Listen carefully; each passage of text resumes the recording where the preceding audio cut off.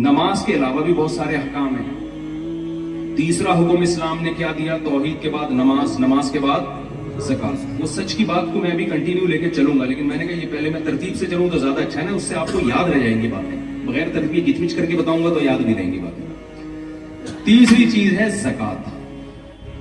زکات کا مطلب صرف زکات نہیں ہے. قرآن میں جہاں بھی اللہ نے نماز کا حکم دیا، ساتھ ساتھ اللہ نے بتایا کہ تتجافى جنوبهم عن المضاجع خوفا وطمعا ومما رزقناهم ينفقون. جو رزق ہم نے ان کو دیا ہے اس میں سے خرچ کرتے رہتے ہیں. یہ ٹاپک اللہ کرے 2 منٹ میں سمیٹ کے میں جلدی لے جاؤں، یہ بہت امپورٹنٹ ٹاپک ہے. دیکھو اللہ نے مسلمان کو حکم دیا ہے جہاں نماز وہاں اللہ نے کہا کہ خرچ کرتے ہیں، خرچ کرتے ہیں، خرچ کرتے ہیں. کنجوس آدمی اللہ کو بالکل بھی پسند نہیں ہے.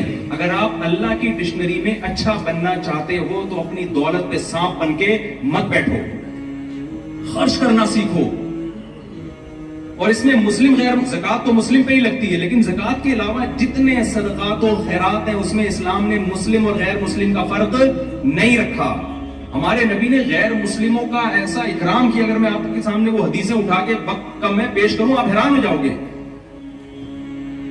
فکو رقبۃ، غلاموں کو غلامی سے چھڑانا، اس میں اسلام نے مسلم اور غیر مسلم کا فرق نہیں رکھا. آپ یہاں ٹیکس اگر چوری کرو گے، ایک ہوتا ہے بڑھ چڑھ کے جتنا حق نہیں ہے اتنا دینا، اور ایک ہوتا ہے جو آپ پر لازم ہے وہ بھی نہ دینا. یہ تو الٹا ہو گیا نا بھائی. ایک آدمی اگر حق بیان نہیں کر سکتا، پہلا درجہ کیا حق بیان کرے، دوسرا درجہ کیا حق نہیں بیان کر سکتا تو غلط بیانی بھی نہ کرے، چپ کر کے بیٹھا رہے، یہ بھی قابل معافی ہے نا. اگر آپ میں سخاوت نہیں ہے، آپ بڑھ چڑھ کے خرچ نہیں کر رہے، تو دوسرا درجہ یہ کہ جتنا آپ کے ذمے ہے وہی دے دو. یار کیا خیال ہے؟ نہیں آ رہی سمجھ؟ اور آسان سمجھاتا ہوں. آپ کی بہن کی وراثت بنتی ہے 1 کروڑ روپے، ٹھیک ہے نا. شریعت میں تو حکم دیا کہ اس کو اس کی وراثت بھی دو اور اس کے علاوہ بھی اس کا خیال رکھو. ينفقون، خرچ کرتے رہتے ہیں کا مطلب جو ایکسٹرا خرچے ہیں وہ کرتے رہتے ہیں، جو ان پر لازم نہیں ہے وہ بھی کرتے رہتے ہیں اور دیتے رہتے ہیں. لیکن آپ میں اتنی سخاوت نہیں ہے تو ہم کیا کہیں گے؟ بھائی جو بنتا ہے وہ تو دے دینا. ارے آپ کسی کے گھر قرضہ لینے کے لیے گئے، اس نے آپ کو گھر میں بٹھایا، آپ کہیں بھائی تیرے اوپر چائے بنتی تو نہیں ہے لیکن پلا دے گا تو خوشی ہوگی. اس کی سخاوت کا تقاضا یار اتنا تو خیال کرو، بندے آیا تمہارے گھر میں پانی کا چائے کا پوچھ لو، یہ ہے نا. وہ پھر بھی نہیں پوچھتا تو آپ کہے گا چل تو چائے نہیں پلا رہا، میرے پیسے تو دے دے یار جو تو لے کے بیٹھا ہوا ہے. ہمارے ہاں کیا ہو رہا ہے؟ مسلمان کا امیج دنیا میں بہت خراب ہو رہا ہے. مسلمان سخی ملیشیا میں جو اسلام پھیلا ہے صحابہ کی سخاوتوں سے پھیلا ہے، وہ ایسے خرچ کیا انہوں نے آ کے. اب کیا ہو رہا ہے؟ اسلام رک رہا ہے مسلمان کے کنجوسی کی وجہ سے کہ جو اس پہ بنتا ہے وہ بھی نہیں دے رہا.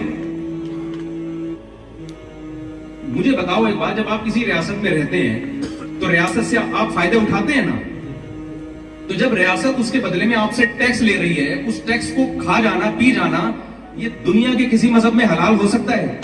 پاکستان میں تو لوگ کہتے ہیں یار ہم سے گورنمنٹ ٹیکس لیتی ہے دیتی نہیں ہے. وہ ایک الگ بحث ہے کہ ایسا ہوتا ہے کہ نہیں ہوتا، میں اس میں نہیں پڑھتا، میں نے واپس بھی جانا ہے عزت کے ساتھ.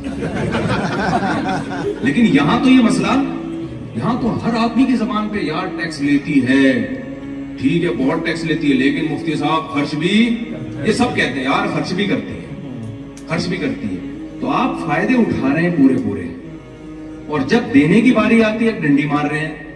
تو آپ اچھے انسان ہیں اللہ کی ڈکشنری میں یا برے انسان ہوں گے؟ آپ برے ہوں گے.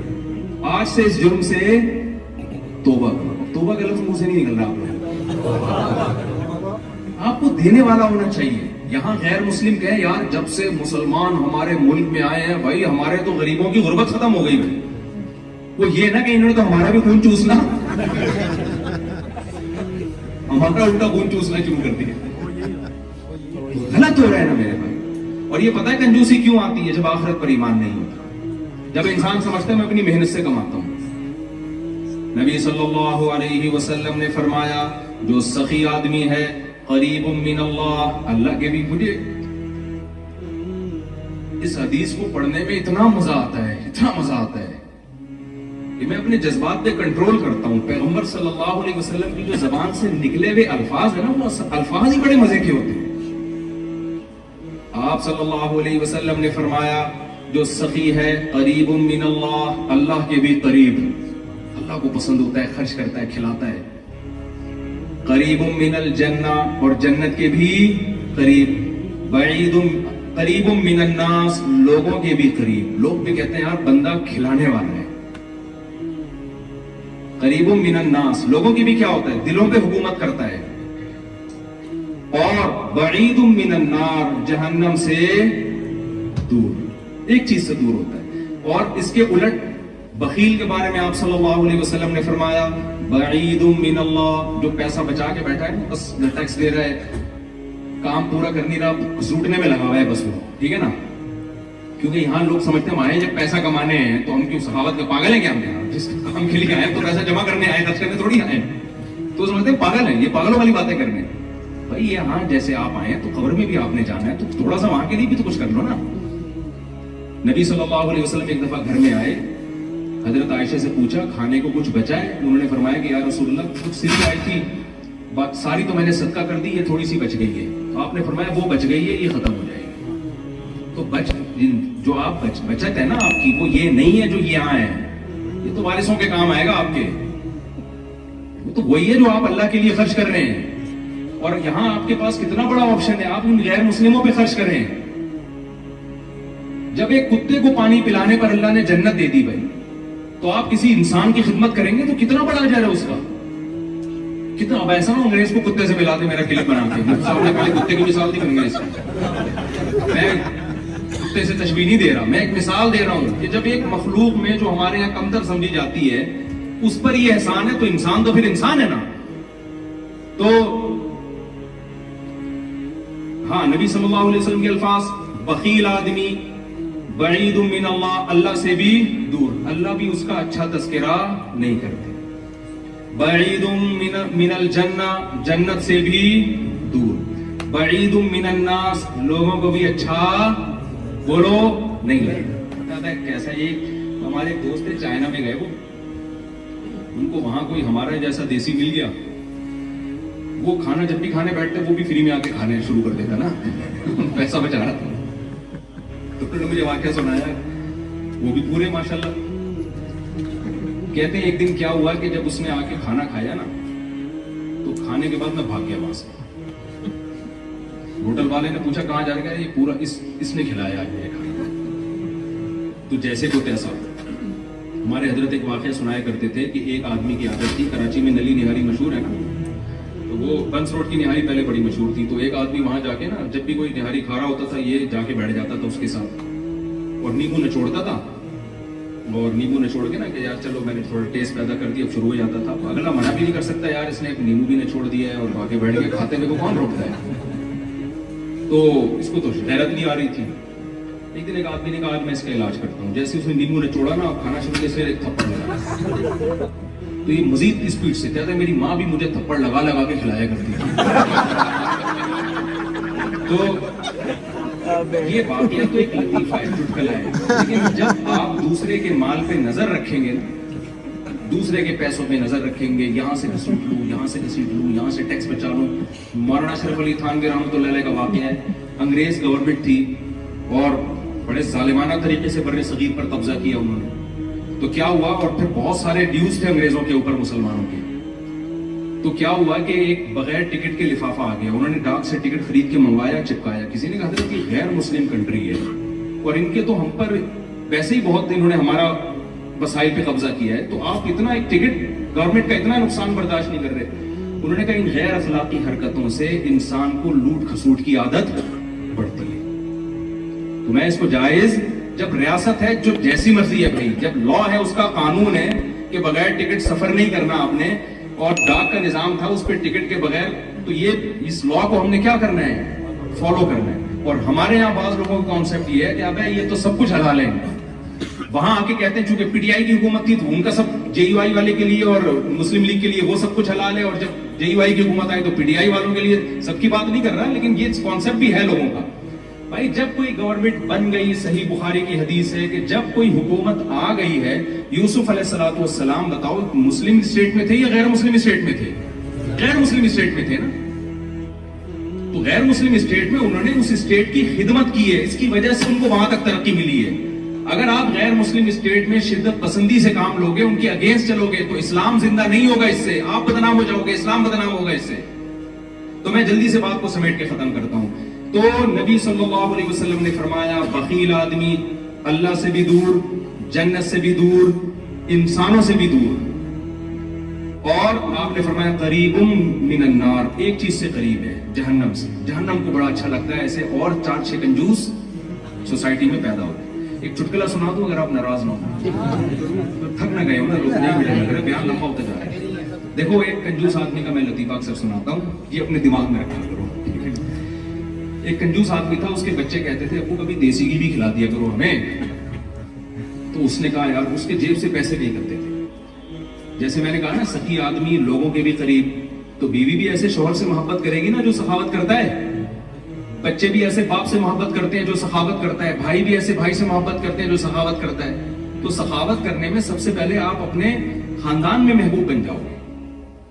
تو اگر آپ کنجوسی کرو گے تو آپ, وہ ایک خاتون نے اپنے میاں سے کہا, وہ بہت ٹریولنگ ہوتی تھی اس کی نا, تو اپنے شوہر سے کہنے لگی کہ جی میں نے سوچا ہے کہ ہم سوئٹزرلینڈ چلتے ہیں گھومنے پھرنے کے لیے, تو اس پہ کتنا خرچہ آئے گا؟ اس نے کہا کچھ بھی خرچہ نہیں.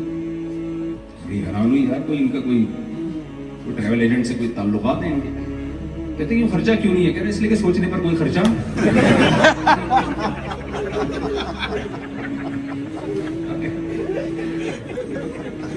تو میں جو لوگ دنیا میں ٹریول کرتے ہیں ان سے کہتا ہوں یار کبھی اپنے بھی بچوں کو بھی لے جائے کرو. بات سے بات نکل رہی ہے نا, میں نے کہا تھا نا مجھے 5 گھنٹے چاہیے کم از کم. خیر جلدی سے میں سمیٹ رہا ہوں بات کو. یہ جو اللہ نے بیوی کے لیے قرآن میں جو لفظ استعمال کیا ہے نا, یہ صاحبہ کا لفظ استعمال کیا ہے. کیا لفظ استعمال کیا ہے؟ صاحبہ. حالانکہ بیوی کو عربی میں زوجہ کہتے ہیں. کیا کہتے ہیں؟ زوجہ. لیکن زوجہ بھی استعمال کیا, لیکن قرآن میں ایک جگہ اللہ نے اس کو کیا کہا؟ وصاحبتہ. قرآن کہتا ہے یوم یفر المرء من اخیہ, ایک دن آئے گا جس دن بھائی اپنے بھائی سے دور بھاگے گا. تو عربی میں بھائی کو اخ کہتے ہیں, اردو میں بھائی کہتے ہیں. اللہ نے وہی لفظ استعمال کیا. وَأُمِّهِ وَأَبِيهِ, اپنی ماں سے دور بھاگے گا میدان حشر میں. ماں کو کہتے ہیں, اللہ نے اس کے لیے کیا لفظ استعمال کیا؟ وَأَبِيهِ, اپنے باپ سے دور بھاگے گا. باپ کو عربی میں اب کہتے ہیں, اللہ نے اس کو کیا کہا؟ اب کہا. لیکن جب بیوی کی باری آئی تو وَصَاحِبَتِهِ وَزَوْجَتِهِ نہیں کہا کہ زوجہ سے دور بھاگے گا, بلکہ کیا کہا؟ صاحبہ. صاحب عربی میں کہتے ہیں جو آپ کی صحبت میں رہے, ہر وقت آپ کے ساتھ رہے. اس میں اللہ نے بتا دیا کہ لوگ جاب کے لیے جاتے ہیں, ماں باپ سے دور ہو جاتے ہیں, بھائی سے دور ہو جاتے ہیں, تو ان کو اللہ نے صاحب نہیں کہا.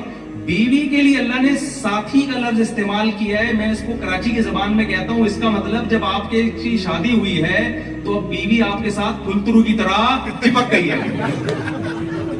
پھلترو سمجھتے ہیں نا, دھاگا نہیں چپک جاتا, آپ یوں ہٹاتے تو ہاتھ پہ.